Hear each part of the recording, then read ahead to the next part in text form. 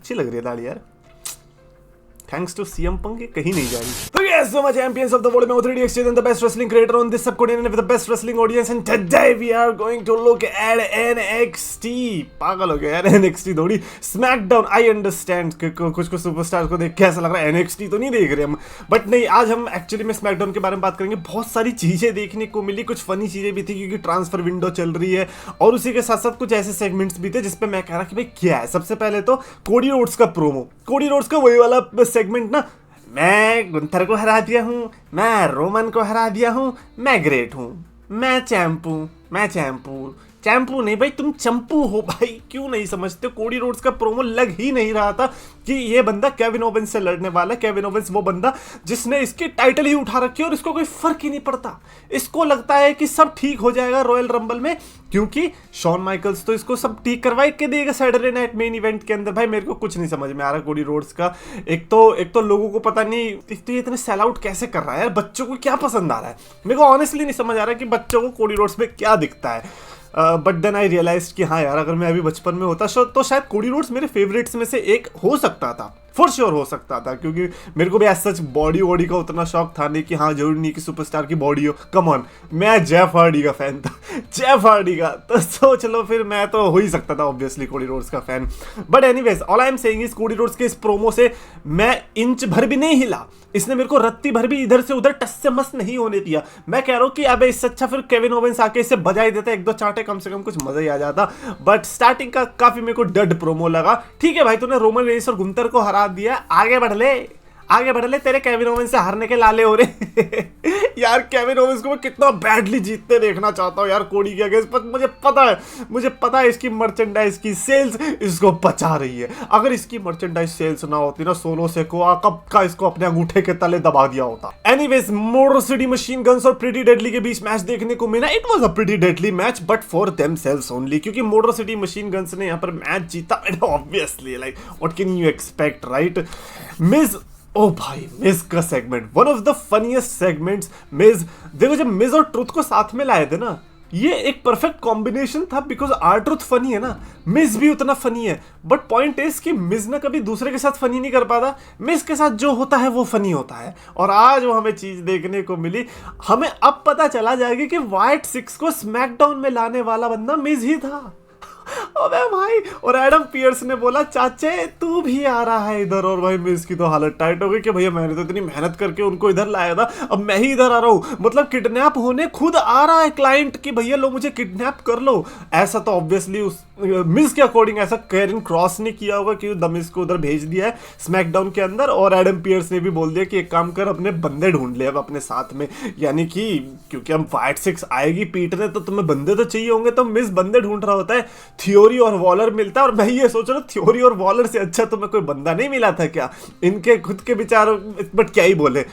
Theory और Waller को खुद को न्यूज मिलती, पहले तो इसने भाई पूरे सपने दिखा दिए कि भाई मैं तुझे अमीर बना दूंगा, तुझे मरीन 7 में कास्ट करूंगा, तुझे ये कर दूंगा वो कर दूंगा, लेकिन फिर इन्हें न्यूज मिलती है कि ये लोग रॉ में जा रहे हैं। ये लोग खुश हो जाते हैं ये, लेकिन फिर मिस को कहते हैं कि नहीं कोई बात नहीं, हम अमीर भी होंगे साथ में, लेकिन हमें रॉ में एंजॉय करने दो।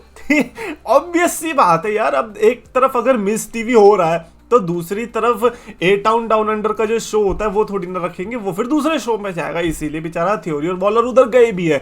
एंड इट्स गुड टू सी, ऐसा लग रहा था कि थ्योरी और वॉलर एक ऐसे सुपरस्टार्स है जो कि ऑब्वियसली बहुत बड़ा करने वाले, बट अगर वो स्मैकडाउन के शफल में ऐसे घिरे रहते तो फिर वो हमेशा घिरे ही रह जाते। अच्छा हुआ उन्हें रॉ में भेज दिया गया। मीनवेल द मिज वाला segment I really enjoyed it. आज मेरे को द मिज के सेगमेंट में कोई भी प्रॉब्लम दिखाई नहीं दी। क्या दिन आ गए बताओ, WWE चैंपियन कोडी रोड्स से उससे ज्यादा अच्छे सेगमेंट द मिज दे रहा है, और फिर लोग कहते हैं द मिज बेकार है। अब कैसे बेकार है, तुम्हारे चैंपियन को आउटशाइन कर दे रहा है यार वो। Next up we have Kevin Owens का प्रोमो, जिसमें केविन ओवेंस आता है। नहीं ना, तमीज में तो दे ही नहीं सकता ना, कभी रिंग के बीच में आके प्रोमो कट करने की कोशिश करिए, नहीं, कभी ऑडियंस से आ रहा है, कभी एम्बुलेंस पे खड़ा हो जाएगा, कभी अनाउंसर टेबल पे खड़ा हो जाएगा, कभी गड्डी में बैठ के प्रोमो कट कर रहा है। आज अनाउंसर टेबल पे खड़ा होने सोचा कि चलो आज मैं इधर से प्रोमो कट करता हूँ, वहां पे जाके वो भी अपना राग गा रहा है कि यार मेरे को इतनी इज्जत क्यों नहीं मिली, कोडी रोड्स की साइड तुम सुनते हो, मेरी तो सुनते ही नहीं हो, मुझे माइकल कोल की याद आ रही है, ये कौन है जो टेरिस्टोर है जिसने कोडी रोड्स का इंटरव्यू ले लिया लेकिन मेरी साइड नहीं सुन रहा है। तो मेरे को नहीं पता था ऐसा दिन आएगा कि मेरे को माइकल कोल को मिस करना पड़ेगा। बट केविन ओवेंस बहुत बोला, और आई थिंक जिमी ऊसो को भी भी यही चीज लगी और जिमी ऊसो आके बोलता है कि तू बहुत बोलता है और फिर बजाना शुरू कर दिया।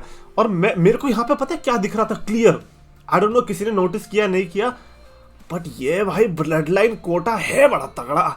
जो भी बोलो भाई, इन्हें पता चल गया कि अगर हमने रॉ में जे ऊसो उठा रखा है तो हम स्मैकडाउन में जिमी ऊसो को उठा सकते हैं। तो जिमी ऊसो को पूरी जितनी ये कोशिश कर सकते हैं, जितना भी अपने गूदा लगा सकते हैं, वो जे ऊसो के लेवल पे पहुंचाने की अब कोशिश करेंगे, जिसका क्लियर एग्जांपल मेरे को इस पर्टिकुलर सेगमेंट में देखने को मिला था। एंड जिमी ऊसो ने ये भी बोल दिया कि फिर आज एक काम करते हैं, मैच ले लेते हैं, तेरा और मेरा मेन इवेंट के अंदर हमें देखने को मिलेगा। तो वहां से हमें पता चल गया जिमी और केओ आपस में लड़ने वाले, which is a match for Jimmy Uso कि इसको भी जे ऊसो जितना बड़ा बनाया जाए ताकि एक दिन हम रेसलमेनिया में इनके बीच दोबारा से मैच करा पाए और इस बार हम सुपर किक से ज्यादा भी कुछ यूज करें। नेक्स्ट अब हमें B-Fab and Michin versus Chelsea Green and Piper Niven के बीच मैच देखने को मिला। नॉट गोइंग टू से कि I was not definitely interested in this match, क्योंकि B-Fab तो चलो फिर भी ठीक है, मिचिन में मेरे को जीरो इंटरेस्ट है। मेरे को ऐसा लगता है कि मिचिन को जितने भी पुश करने वाले it is not going to work. यहाँ पर चेल्सी ग्रीन और पाइपर नाइवन हारी, शॉकिंग क्योंकि एक तरफ चैंपियन है और दूसरी तरफ पाइपर नाइवन है, दोनों के दोनों सुपरस्टार अगर तुम मिलकर हार रहे हो then there is something wrong. ऊपर से सामने तो एक बड़ा डिसएडवांटेज भी था, सामने मिचिन भी थी, तब भी अगर आप हार रहे हो तो फिर आप किस बात के चैंपियन हो। ऑब्वियसली एक और बार मौका मिलेगा क्या बोलते हैं ये मिचिन लड़ेगी ना उससे चेल्सी ग्रीन से यूनाइटेड स्टेट्स चैंपियनशिप के लिए। अब देख लो भाई कितनी बारी ट्राई कर लो, आई डोंट थिंक सो कि चेल्सी ग्रीन से यूनाइटेड स्टेट्स टाइटल जाने वाली है। कार्मेलो, ओ भाई कार्मेलो भी अपोनेंट ढूंढ रहा होता है, तो इस बार उसने कहा कि ओए मैं एडम पियर्स तेरे झांसे में नहीं आने वाला, पहले मेरे को तो ओपोनेंट दिखाएगा। तो उसने कहा कि अच्छा ठीक है देखना ओपोनेंट, तो थोड़ी देर रुक जा। तो एक मैच होने के बाद तो वो वहीं पे रहता है, ओपोनेंट आता है and that is Damien priest. यानी कि रिया रिप्ली तो पहुंचा दी इन्होंने रॉ में, मतलब पहुंचा क्या दी वो तो खैर उधर ही थी, और डेमियन प्रीस्ट आ गया है स्मैकडाउन के अंदर। टेरर ट्विंस हो गए अलग और वही टेरर देखने को मिला था कार्मेलो के फेस पे कि यार इससे लड़ना पड़ेगा। कार्मेलो वर्सेस डेमियन प्रीस्ट हमें देखने को मिला एंड डेमियन प्रीस्ट इसका मतलब है कि चैंपियनशिप इस साल तो नहीं जीतने वाला है ना, क्योंकि देखो यहाँ पे डेमियन प्रीस्ट ने कार्मेलो को हरा दिया तो मेरे को बताने की जरूरत ही नहीं है। But then we saw Damian Priest and Cody Rhodes का बैक स्टेज वाला सेगमेंट, जहां पे ऐसा लगा कि ये लल्लू लाल कोडी रोड्स चैंपियनशिप दोबारा से रिटेन करेगा रेसलमेनिया के अंदर, और पोस्ट रेसलमेनिया हमें इनके बीच फ्यूड देखने को मिलेगी। This is a speculation from the fans, but हम ये क्यों भूल रहे हैं कि बीच में चेम्बर वगैरह भी आ सकता है। क्यों डेमियन प्रीस्ट चेम्बर में नहीं लड़ सकता?